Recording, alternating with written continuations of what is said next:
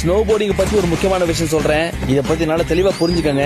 உங்க ஃப்ரெண்ட்ஸ் கிட்ட எடுத்து சொல்லுங்க. ஸ்னோ போர்டிங்க ஸ்னோல மட்டும்தான் பண்ணணும். ஏப்பா சிவப்பு சட்டை, இப்பதான் ஸ்னோ போர்டிங் ஸ்னோல பண்ணுன்றேன். ஒல்லிக்கிட்ட இருக்க சறுக்கிட்ட வந்து யாரா தண்ணியில் விழுது?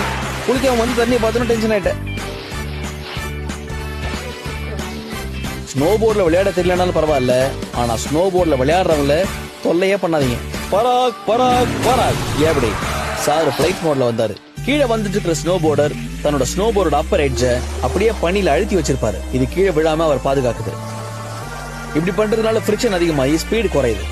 நீங்க மேக்ஸிமம் ஸ்பீட்ல ஜம்ப் பண்ணணும்னு நினைச்சீங்கன்னா இதுல உள்ள ஃபிரிக்ஷனை நீங்க குறைக்க முயற்சி பண்ணணும். அதுக்கு பேலன்ஸ்டா உங்க பாடி வெயிட்ட இந்த போர்ட்ல ஈக்குவலா ஸ்ப்ரெட் பண்ணி வச்சிருக்கணும். போர்டும் ஃபார்வர்ட் டைரக்ஷன்ல பாயிண்ட் பண்ணிருக்கணும். இதுல அடுத்து நீங்க பார்க்க போற டெக்னிக் பாப்பிங். ரேம்ப் பக்கத்துல வந்த உடனே உங்க 2 காலையும் நீங்க புஷ் பண்ணணும். அதுக்கப்புறம் உங்க 2 காலையும் ஈக்குவலா பயன்படுத்தி நீங்க ஜம்ப் பண்ணணும். உங்க கால்கள் இருக்கிற மசில்ஸ் ஒரு ஸ்ப்ரிங் மாதிரி ஆக்ட் பண்ணி உங்களால ஹைட்டா ஜம்ப் பண்ண முடியும்.